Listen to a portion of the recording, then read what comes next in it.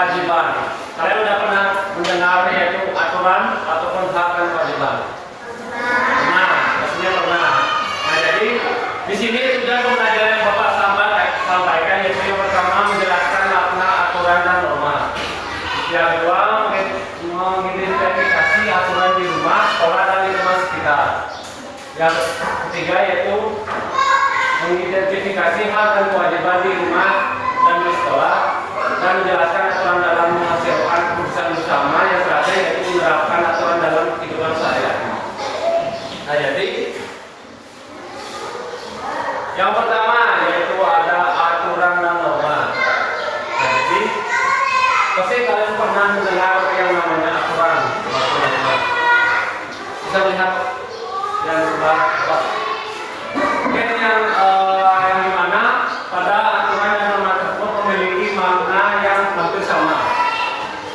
Nah, jadi aturan dan norma tersebut merupakan panduan sebagai mengendali tingkah laku masyarakat agar tetap tertib. Nah, jadi aturan biasanya tertulis dan ada sanksi atau hukuman jika melanggarnya. Kalian sudah melakukan aturan dalam kelas ini? Contohnya apa? Tidak boleh membuli, apa lagi? Tidak boleh ribut. Nah, daftar pikir itu aturan apa Pak? Sudah melaksanakannya? Oke. Jadi yang ketiga ada norma yang dimana yaitu biasanya tidak tertulis dan sanksinya berupa teguran ataupun sanksi sosial dari masyarakat. Nah, jadi aturan dan norma itu sangat berbeda. Norma itu lebih ke masyarakat. Kalau aturan itu lebih ke kalian sekadar di kelas.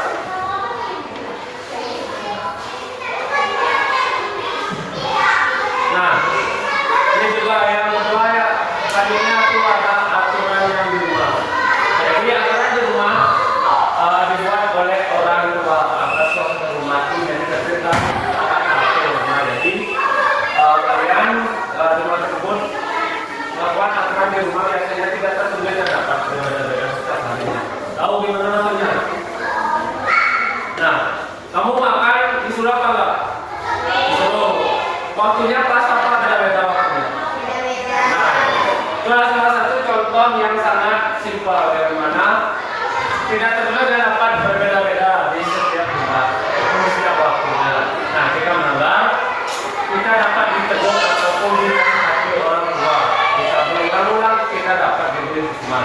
Kalian pernah dapat hukuman sama orang tua? Tidak pernah? Siapa yang pernah? Pernah apa? Nah, terus nggak belajar.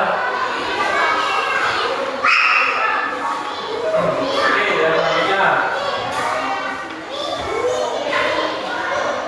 yaitu nah di sini sudah ada contoh aturan yang ada di rumah. Misalkan mungkin ini hanya template bagi bapak, mungkin di setiap rumah itu berbeda-beda aturan rumahnya. Yang mana yang pertama itu ada merapikan tempat tidur setelah bangun tidur. Kedua, pamit sebelum keluar rumah dan mengucap salam saat masuk ke rumah. Sudah melaksanakannya? Sudah.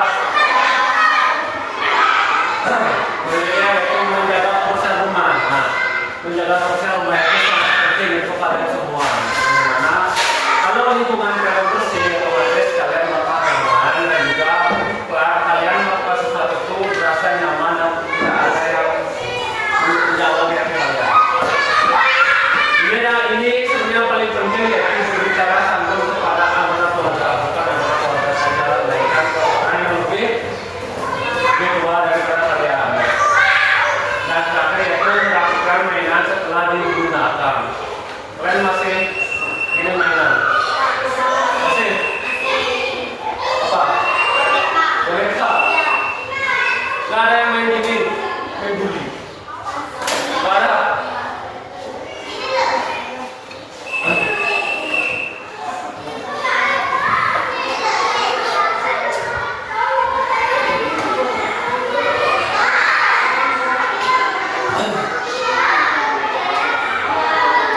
Jadi selanjutnya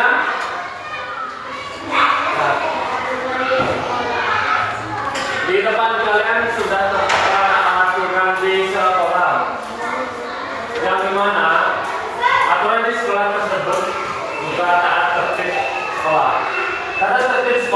dibuat oleh kepala sekolah dan guru. Nah, aturan sekolah tersebut ketua kelas atau boleh membuat aturan atau tidak? Boleh apa tidak? Kenapa tidak?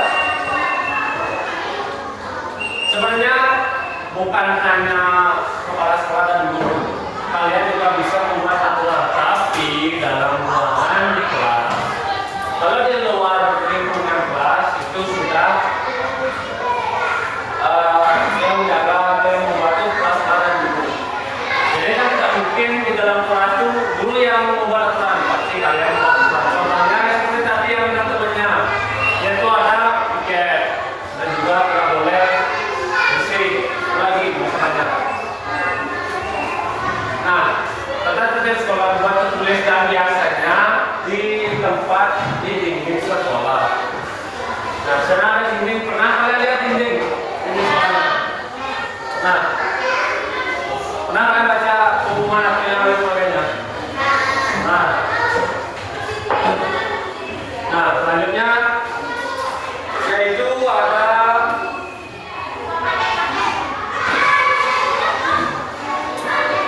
tata tertib di sekolah. Sama seperti tadi tata tertib di rumah, tapi sekarang di sekolah ya, dimana yang paling penting kita sebagai siswa harus taat dan tepat waktu ke sekolah. Nah, jadi kalian sebagai siswa juga harus memiliki rasa disiplin yang sangat tinggi. Dimana dari kalian disiplin maka kalian akan menjadi orang yang bisa mengatur waktu dan yang lain sebagainya. Nah, yang kedua itu memakai seragam sesuai jadwal dan rapi. Pasti kalian sedang melaksanakan. Nah, mungkin kan kalian hari Senin pakai baju batik, nggak mungkin. Nah, yang ketiga itu menghormati guru. Ada yang di sini pernah melawan gurunya? Nggak pernah kan? Itu tidak boleh sebenarnya. Guru itu adalah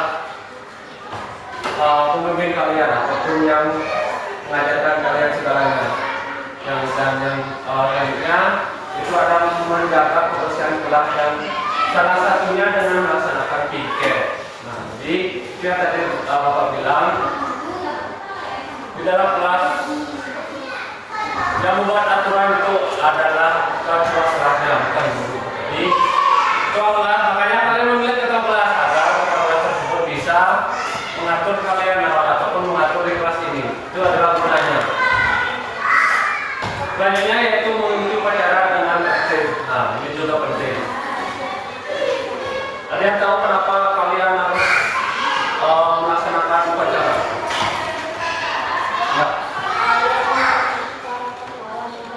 Ya, nah, menghargai para pahlawan yang sudah gugur. Kalian itu hanya berdiri sekitar 25 atau 30 menit atau lebih. Itu para pejuang berapa bulan dan berapa tahun dia berjuang.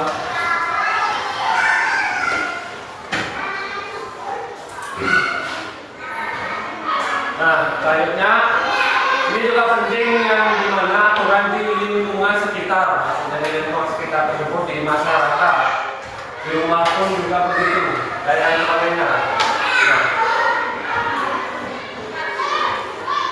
Nah, tetangga adalah orang yang tinggal di sekitar rumah. Jadi tetangga dapat dikatakan sebagai orang terdekat kita, yang dimana agar tercipta hubungan yang rukun dan dengan tetangga, terdapat aturan di lingkungan sekitar rumah kita. Pernah kalian dimarahi sama tetangga kalian? Nah, pernah? Siapa yang biasanya suka mencuri apa itu bawang tetangga? Coba. Berarti kalau pernah di sini ada yang dimarahi tetangga ya? Pernah? Nah, aturan di lingkungan kita itu ada yang berbentuk tertulis dan non tertulis. Ada yang tahu maksudnya aturan di lingkungan sekitar ada yang berbentuk tertulis dan non tertulis. Ada yang tahu maksudnya? Maksudnya tersebut adalah di lingkungan sekitar kalau di jalan raya kalian melihat pelang dilarang parkir itu ada apa? aturan yang tertulis karena memang sudah ada tertera tulisannya. Kalau yang tidak ada tertulis, cuma dari omongan saja. Tapi maksudnya tetangga kalian nanti kalian bawa, kamu jangan ke taman ini misalnya kayak gitu. Itu adalah bentuk yang tidak tertulis karena tidak ada sesuatu yang nyata ataupun yang nyata perkara lihat. Paham? Nah,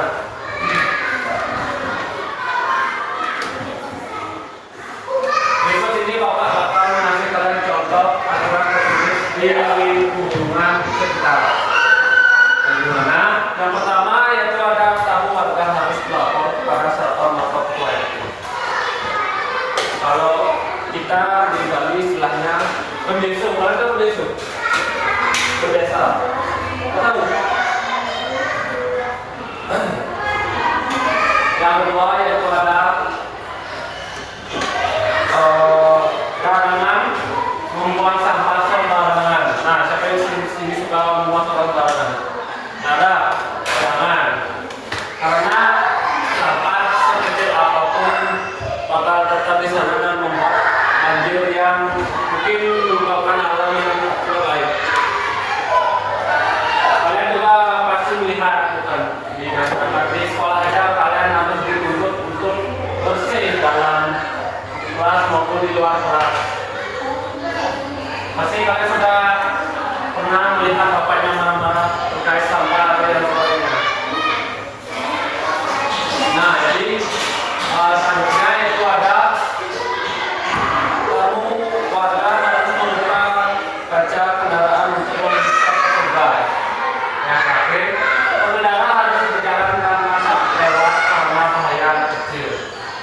Nah, yang terakhir itu kalian tahu maksudnya yang terakhir. Ketika kalian membawa keluarga yang melintasi sekolah, pasti di jalan tersebut kalian melihat karena saya bakal tahu yang berkaitan dengan itu. Kalian tahu apa artinya? Artinya itu adalah kalian harus berhati-hati karena itu adalah jalan untuk orang yang menyeberang. Jadi ketika kalian melihat sebakos, kalian di sana jalan. Kalian di sana lewat ataupun mau jalan. Nanti jangan sembarangan karena itu adalah apa namanya ya? Rawan ataupun itu adalah tanda bahwa ada orang yang lalu lalang di sekitar sana. Jadi otomatis motor ataupun mobil harus berhati-hati melewati jalan tersebut.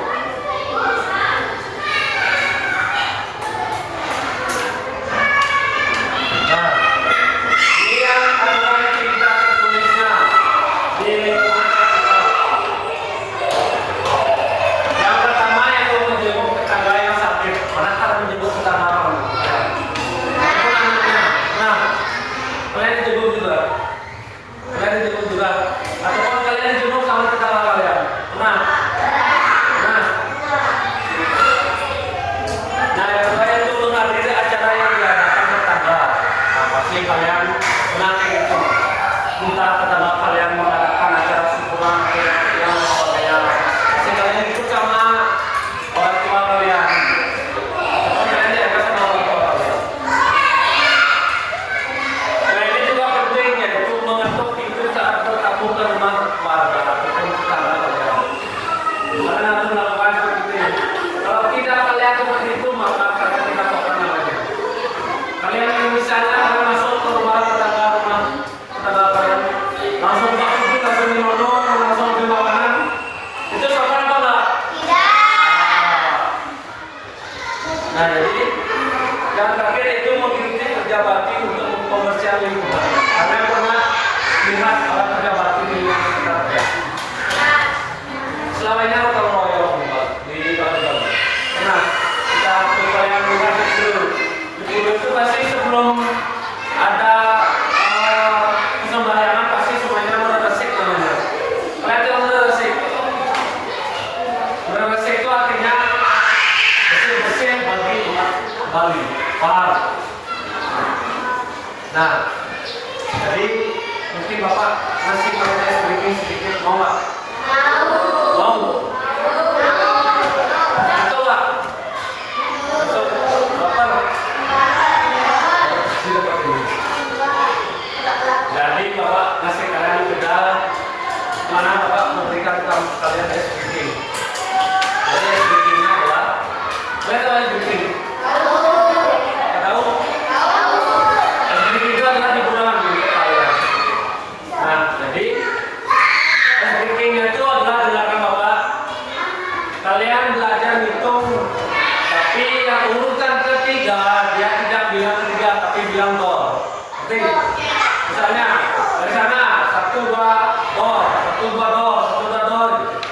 Oke, coba. Oke. 1 2 dor. Kalau salah, maksudnya gimana? Hasilnya itu pertanyaan. Oke, hukumannya Bapak kasih soal gimana? Mau? Wah, satu. Oke, udah mengerti semuanya? Kalau ada yang salah, kalian maju ke depan, Bapak mau kasih soal. Ya. Oke, Bapak acak ya. Kita Bapak dari sini mulainya, kamu 1 2 dor. Oke. Tapi kita Bapak acaknya. Bapak yang tunjuk, siapa yang Bapak tunjuk, dia yang nomor 1, bilang nomor 1. Terus teman sampingnya bilang 2, sampingnya bilang dor. Paham? Contoh. 1.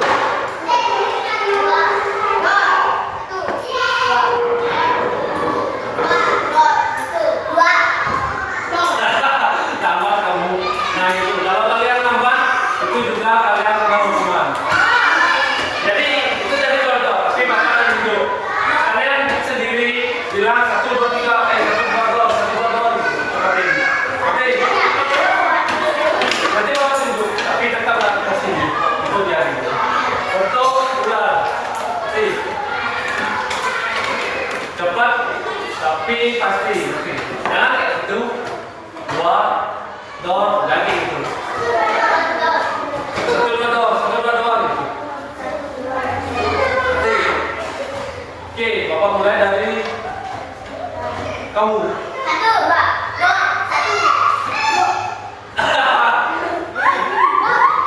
Kamu dua. Kan dari sana 1 2 dor, 1 2 dor. Oke, lagi sekali. Kalau lagi sekali kalian salah, berarti kalian kena hukuman. Ingat, konsentrasi. Berpikir secara logika. Oke. Nah, dari kamu. Seperti jawabin.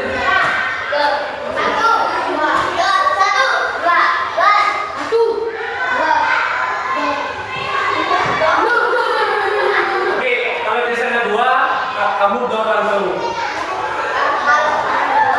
Kalau di sana 2, kamu dor. Kalau di sana 1, kamu 2. Oke. Terus berulang kayak gitu. Oke. Oke, sekali lagi.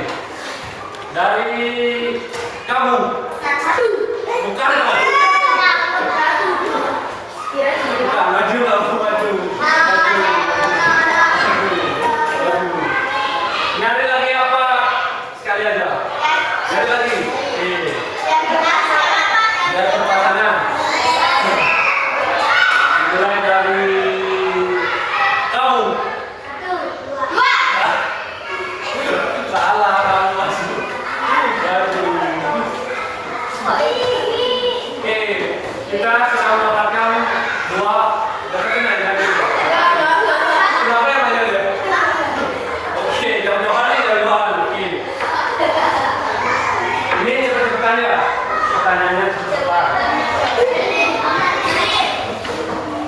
Untuk apa aturan itu dibuat? Cepetan, cepetan. Siapa tahu? Oke. Apa? Bagi yang lebih seperti ini, lebih simpel.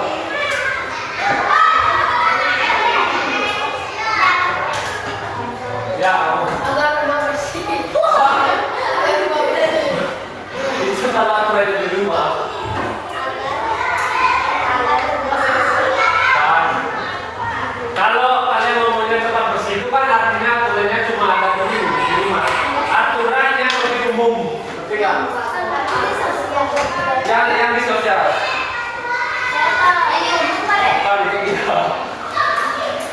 Kamu mau gini?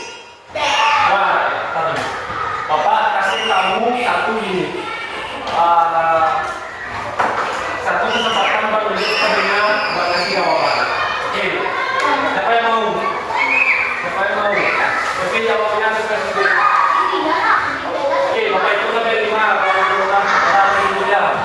1, 2, 3, 4, 5. Oke, apa jawabannya?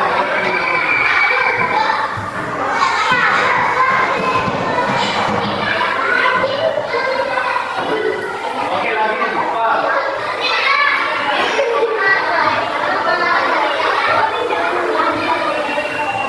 Oke, kamu apa jawabannya? Cepetin.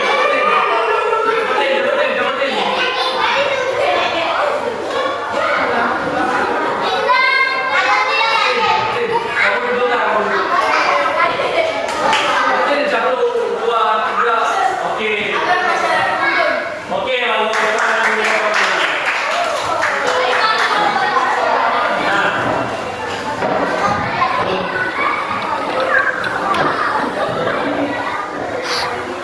Oke, Bapak lanjutkannya lagi sedikit waktunya.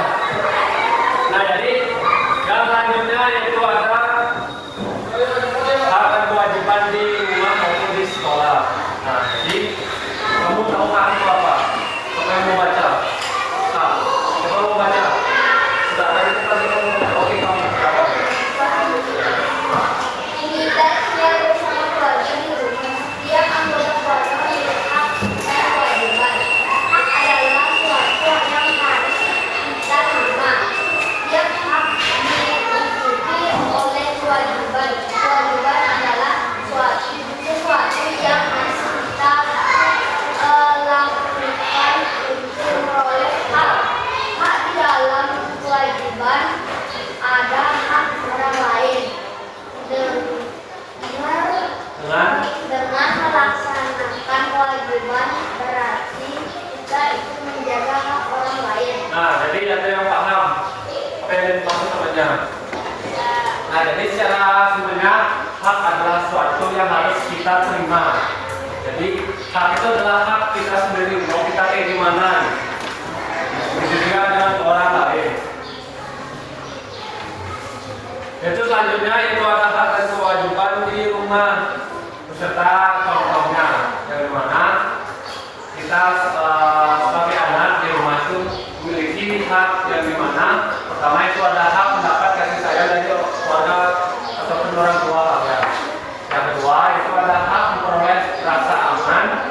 Yang ketiga itu ada hak memperoleh pendidikan. Selanjutnya itu ada hak untuk bermain dengan adik dan kakak, dan terakhir itu ada hak menikmati lingkungan yang bersih. Paham? Oke, selanjutnya yaitu ada kewajiban kita sebagai anak di rumah. Yang mana ini sebenarnya kalian harus melakukannya atau melaksanakannya. Yang pertama yaitu kalian harus ataupun wajib menjaga kebersihan rumah bersama keluarga kalian. Yang selanjutnya itu ada kewajiban mematuhi nasihat orang tua kalian. Itu penting, kalian jangan membantah orang tua kalian. Selanjutnya itu ada kewajiban membantu mengerjakan kerja rumah. Kewajiban minta izin sebelum keluar rumah dan kewajiban membantu adik belajar. Dan terakhir itu membantu wajibkan menyayangi keluarga kalian sendiri.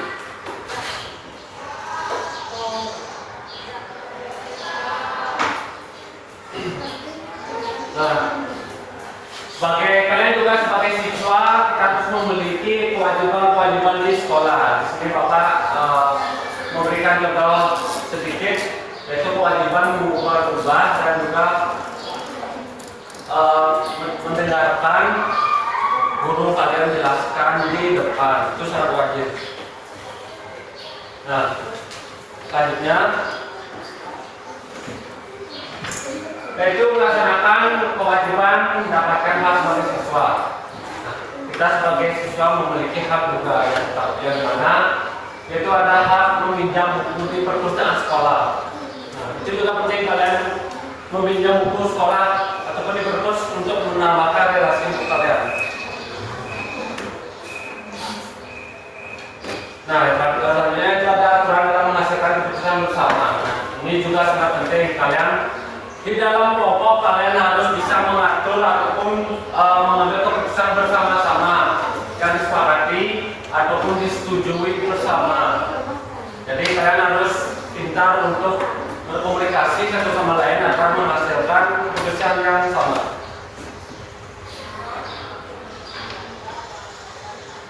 Nah, itu yang tadi Bapak sudah bilang, kalian harus bisa mengambil keputusan yang sangat baik untuk kalian semuanya ataupun di dalam kelas ini biar tidak ada perbedaan ataupun perselisihan di antara kalian. Nah, selanjutnya yaitu ada hak menghasilkan keputusan bersama. Nah, keputusan bersama dihasilkan untuk kepentingan bersama ya tadi Bapak sudah katakan, dan berikut hak kita dalam proses menghasilkan keputusan bersama. Dari mana yang pertama itu ada hak untuk menyampaikan pendapat, hak untuk menanggapi pendapat orang lain, dan hak untuk tidak menyetujui pendapat orang lain. Kita juga berhak untuk melawan ataupun tidak kepada hak orang lain kalau kita mempunyai pendapat yang bagus. Oke.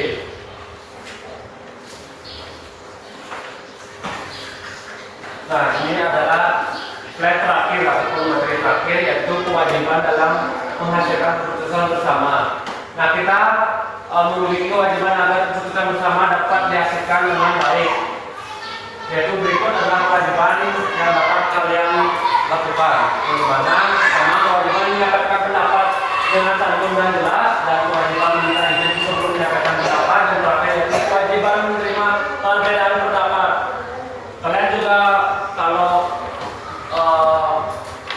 melawan pendapat orang lain, kalian juga harus menerima pendapat orang lain. Nah, jadi mungkin hanya segitu yang bisa Pak sampaikan untuk materi hari ini. Kalian sudah paham? Nanti kita lanjutkan materinya ke minggu depan. Oke? Untuk Bapak silakan.